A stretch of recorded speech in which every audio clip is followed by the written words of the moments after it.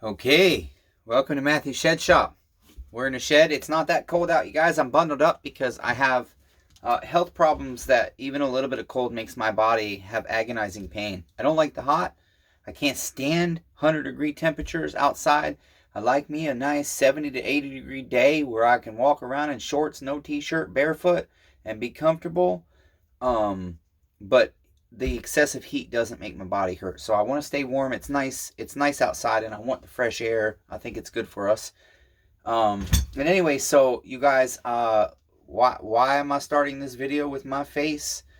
Well, because we're about to get into a real sentimental chainsaw. Not sentimental to me, but it becomes sentimental to me immediately. I have a gentleman. He's a neighbor. You're all neighbors. When I say neighbor, you guys, you'll hear me say it's a neighbor's chainsaw. Even if it's from China, I have 8 billion neighbors on this planet. And I'm called to love every one of you, and I suck at it, but I'm trying. It's a tough world. We're all swimming in a soup called life, you guys. And I would say this to anybody that doesn't believe in the Bible. Many people that don't believe in the Bible say, well, it's a good moral book. It's a good book to live by. Most of our laws and stuff are based on the Bible. Thou shalt not kill. Murder is against the law. Thou shalt not steal. Going to the gas station and stealing stuff is against the law. Going to the grocery store stealing is against the law. Thou shalt not lie. Committing perjury is against the law. That's a lie. And so, you know, our laws came from it. And so it is a good moral book. And even if Jesus Christ was not real, and we were nothing but stardust, as evolutionists and atheists will tell you, we're nothing but stardust from the Big Bang Theory. One single-celled organism turned into all this amazing, beautiful, incredible stuff you see on Earth. Even if that's so, you guys, life is still shit. And I say that word as a Christian. I'm sorry, but I'm not sorry. It's poop that comes out of the butthole. That's what life in a fallen world is. But I can tell you this much. I was a very gentle, kind person as a child. And even in my young adult years, I allowed it. So it's still my responsibility. But it's also the world's responsibility. The shit I saw in the world. The cruelty that continued in life. I was naive to it as a child. I tried to pretend everybody was still good. Something in me still told me, you know what, even though that person's a rapist, you know, they're still a human being. And they still deserve to be loved. The Bible says that. Even a pedophile. I still struggle with that one. You know, if you're touching kids, man, I'm a dad. And I got lots of siblings. And I can tell you right now, it's at least right now for me in my life, impossible to say I could forgive somebody if they raped my sister. You know, or killed my son. And so anyways, that's... I'm in that phase of I'm feeling emotional because let's get to the point of why we're here. We're going to call this video a very sentimental rebuild. Rebuilding his daddy's Stihl 041 Farm Boss. And that's the story. I have a neighbor brought this 041 Farm Boss to me. He's had it to a couple of different mechanics. He's dropped some money into it. And unfortunately, here's what happens, you guys. You take a redneck like me in the backwoods of Tennessee, and I can go cut wood with your chainsaw after I fix it. Most Stihl dealers, at least around here, I know the Stihl dealers, they're in the middle of a city. Ours is not here in Lewisburg, but they don't have a place their mechanic can go out and cut wood. So they put a tachometer on it. They tune it without putting it to wood. That's impossible. It's literally impossible. So this guy has put this saw to wood and it bogs. And I think it's probably just a carb tune-up. Now, I started to bar this saw up and I found out, here's the deal.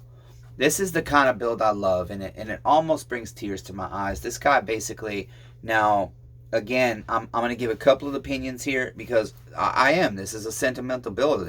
This neighbor, this saw is very important to me. And when I have one like this, I have to focus and get into a certain mindset before I'm willing to put it on my bench, even if they have to wait. Because I know they're willing to wait for me to be where I need to be, to really respect and treat this. It's just a chainsaw, but it's not to him.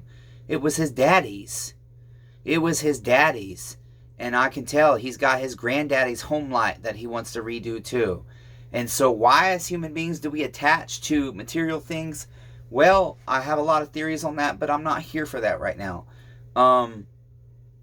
He's a former police officer, and I am really, really not happy. Our legal system, our police, our judges, our jurors, you guys, when you're on a jury, everybody thinks they got to convict. I don't want to let that person off. I don't want to be the one that let a murderer go.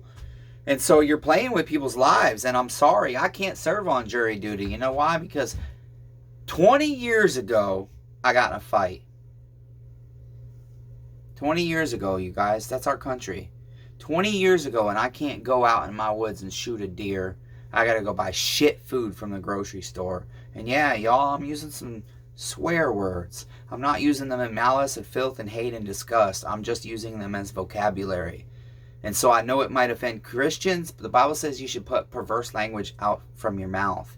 And it might be a stumbling block to some Christians, but I also know there's people that don't believe in Jesus out there, that these words are how you'll understand what I'm saying. Okay? And by that doesn't mean all police are bad, all judges are bad. I had a judge in my custody battle that when he moved to a different court, that's when my case went bad. It was bad before he became the judge. He became the judge for like 3 hearings. He was actually caring, being attentive, trying to hear both sides of the story, and trying to really focus on what was best for my son. And when Judge Andy got taken off my case, that was the beginning of the end of this decade that I've had my child not in my life. So yeah, guys, we're getting a little emotional today, and that's okay. It's good. I want to be in this state when I'm working on this man's 041 that was his daddy's. That's very important to him. And so we're going to take our time with this saw. We're going to take it apart, and we have no budget, and we're going all OEM. And when a customer tells me that, when it's his daddy's saw, I'm like, all right, yeah, we're going to do it. I'm going to spend the money. Any part that has any question to it, he wants it replaced. He said there's something about the oil tank leaking. So once we get the saw all cleaned up, we'll pressurize all the tanks and everything and check our crankcase. And heck, we might even just go ahead and split this to check the bearings and everything for him. You know, we might do that. And so that's where we're at. That's enough of the sentimental. We're going to go ahead and show you this saw, and we're just going to kind of start taking it apart and putting it in a box. And we're putting it in a box because we got our parts washer full. And so, and also that solvent, it's a detergent-based solvent. It's a biodegradable solvent. I can't really leave metal parts in it, and they have to be rinsed incredibly well. And you have to like spray them with brake parts cleaner to evaporate the water and stuff, because if you rinse them with water, it's just not a good ordeal. So this will be one that I sit down with a tub of mineral spirits and a paintbrush or a solvents brush, and we just gradually clean this stuff. We'll do the air compressor. We'll scrape dirt off of it. Now, we're not powder coating or anything on this saw, which if I was set up to do that, we would be. But on this one, we're not capable of doing that yet. So with that being said, you guys, let's turn it over. I'm going to flip you around, and we're going to put you on this saw, this 041 Farm Boss. This thing runs. We've not done any vac pressure test or anything on it yet, and we're going to do that. We want to check everything. I always automatically do vac pressure tests. If you bring a saw to the shed shop, if I don't check it for air leaks, I'm not working on it, because a pinhole air leak will destroy your saw if you don't realize it's there. And so it will also make you think you've got carb issues. It will make you think you've got a spark plug issue, a coil issue, and people start throwing money at all these different things. And it was a pinhole air leak in an aftermarket $5 crankshaft seal or a $15 Stihl seal. Okay, so that's that. Let's flip you over. Let's get to the business of why we're here. I'm always uncertain about the etiquette of what we can say and can't say about people's business. It's just a first name. I hope he doesn't mind. I don't think he will, but we talked for quite a bit, and he told me a little bit of his history there, and so some of the stuff that he's faced locally, and so I'm always cautious. I don't want to put people out there. I'm just going to put his first name out there because it is personal. This all is very personal to me right now. His name's Nathan. I'm going to send him a link of this video. Nathan, I promise you, I'm going to take care of your 041, okay, buddy? And I know he trusts me, or he wouldn't have brought this saw to me. He talked to me. We talked for like 30 minutes. A lot of times before people bring me stuff, they do. And this is one, you guys, there's going to be no drill. We're going to hand turn this, because I can almost guarantee you, if Nathan's daddy was working on this 041, he was not using power tools. He was turning his wrench by hand. And I don't know nothing about his daddy and if he maintained his own saw or not. But I like to believe the man would have at least changed a spark plug or something on this thing at some point. And so, the fact that I get the honor right now, it does, you guys. I am a sentimental guy. I am an emotional guy. I'm a sensitive guy. But I'm also a guy that has a heated side. So it kind of sucks, but it is what it is. Working on changing. But I think about, it's an honor, because I think about his daddy would have worked on the saw potentially, and I try and put myself in his barn, in his shed, wherever he would have been, and the man's cutting wood. Maybe I like to wonder that stuff. Maybe he's cutting fence posts. Maybe he was I like to learn more about his daddy. I'm sorry, I don't do a lot of these old saws. That was the idle screw. We don't need to remove that at all. I think about, what would his daddy been doing with the saw? How often did he use it? You know, did he have other saws? Because this is a big saw, you guys. This is a serious saw. It's heavy. It's big. And I'm trying to think. We'll have to look up the specs, because I don't know them off the top of my head. But this, I believe, is a pro-grade saw. The 041. I think it's, I definitely know it's over 60 cc. Okay, I should be using this. It's a lot easier when you have arthritis to use a Husqvarna scrunch as a flathead. And so with this one, we're going to take our time. We're going to bag everything. I'm just setting the first couple of screws on the bench to get started here as I talk. And I really, like right now, I'd really like to have classical music on. But I want to log this on the video. I want to get a record of this. Because I had another guy that contacted me. And he had a similar story. His daddy's 041. And this isn't an educational video, guys. I'm sorry, because like I said, this is an intimate saw for now. I will show you a few things on the 041. The throttle cable, I'm sorry, your choke cable just clips in here. I will leave that in there for now until I get my container. I'll get me a plastic hardware container set up. And matter of fact, I'm gonna grab it right now because I bought a brand new one just for this project.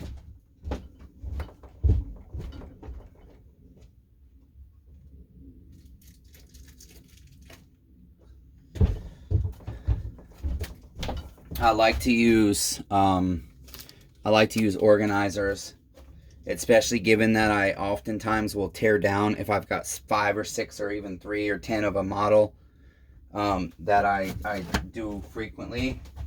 I like to organize all the parts, like the 025s. You guys will see the videos as I'm building this.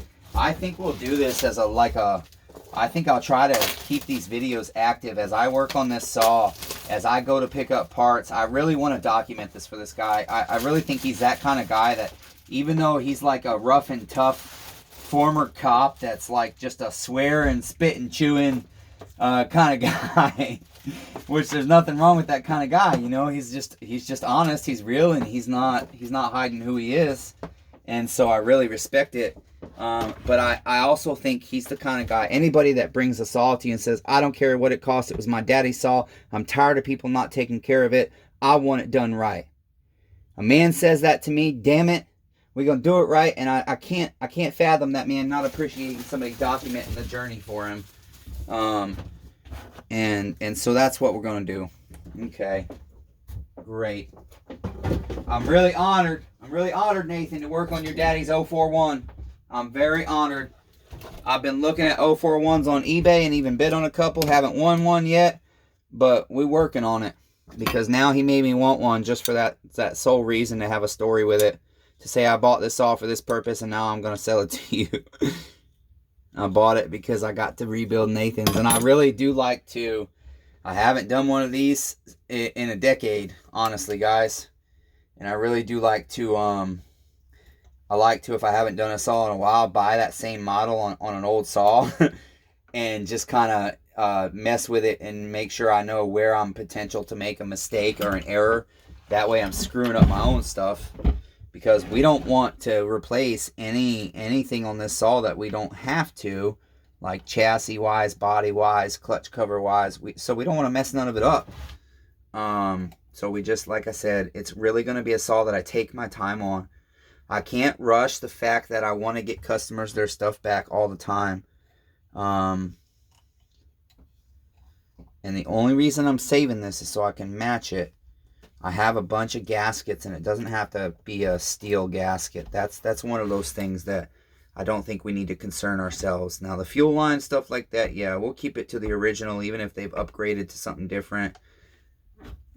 We'll rebuild this carb with an OEM or aftermarket kit, because it's a Tillotson carb.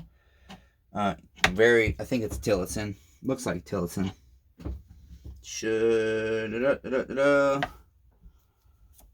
Okay, I don't 100% know yet. Anyways, I want to be taking pictures, so I'm going to be snapping pictures as we go here. I forgot.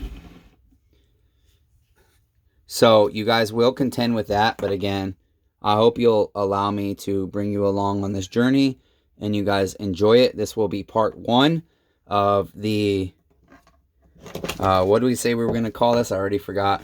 It's going to be the Sentimental rebuild of Daddy's Stihl 041 or something like that. I know I said something earlier that I thought was a good title. Let me take a sip of Coca-Cola. Correction, Coca-Cola Zero. So instead of sugar cancer, I'm getting aspartame cancer. Great, right? All right, I'm going to start with, I want to get set here, make sure we stay organized. I always try to be organized. Sometimes it's organized chaos, but that's still okay. I'm going to take it, I'm just going to start putting stuff in this organizer.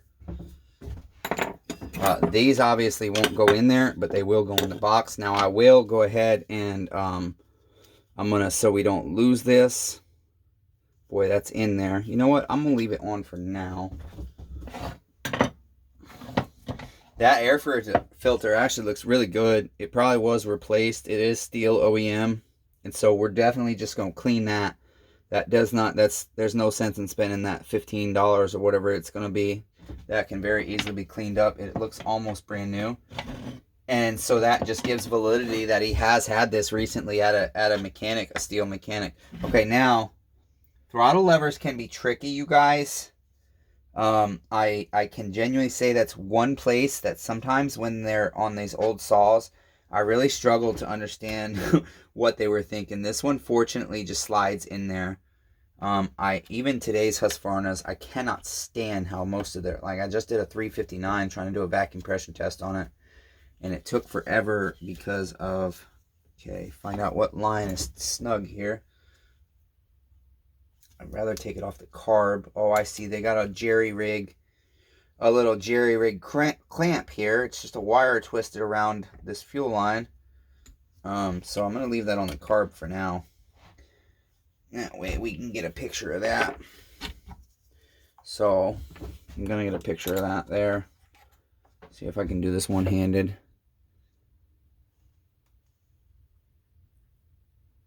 And again, you guys, this isn't an educational. This is if you want to enjoy watching me get intimate with a neighbor's daddy's old saw, and you might see something that you need to learn along the way, how I do it, great. I might talk a little bit about what I'm doing. Like for now, right now, I might blow fuel out this line. Nope. Which tells me that the tank, I know it has fuel in it. The tank is not, there's no fuel coming out. And so, We don't have a pressurized tank. We know that much.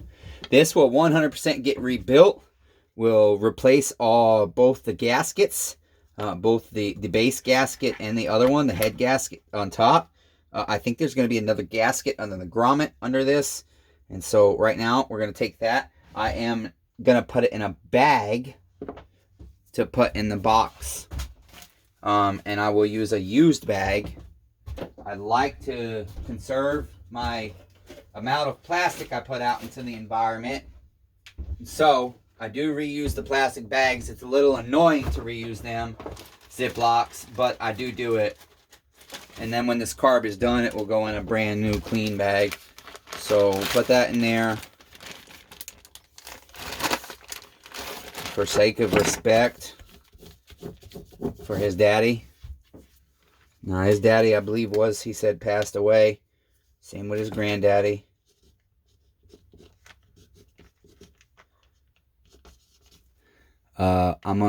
Okay, you guys can't see the bag because I'm gonna write his last name on it. Okay, that will go over here with his parts. Let me make sure I respect his privacy and hide his last name on that bag so it doesn't accidentally pop up on the camera. And next, remove that and take another photo. I want to take lots of photos because this is not like a little mid-grade homeowner saw like 025s or 170s, 180s that I'm constantly doing. I do a lot of 028s. 041s don't come across my bench a lot, you guys. Even in the past, little saws or saws like this didn't come across my bench a lot. Okay, so now I know this throttle cable is supposed to just twist right out. I thought anyways that they could. Remember, we're always trying to just be careful with stuff. It looks like this throttle cable has been cut at one point to be taken out, actually. And that's why it won't slip out. It has been cut 100%. I can tell. Somebody's ground that or cut that or something. And recently. So I think one of the recent mechanics he's had this at. Come on, camera focus.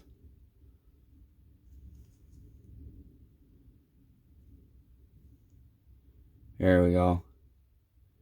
You can see how shiny that is. That's been cut recently.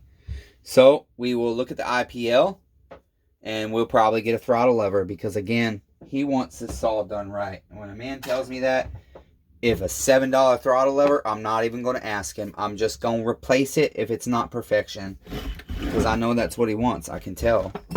He really wants his daddy saw running again. He used to watch his daddy cut with this saw.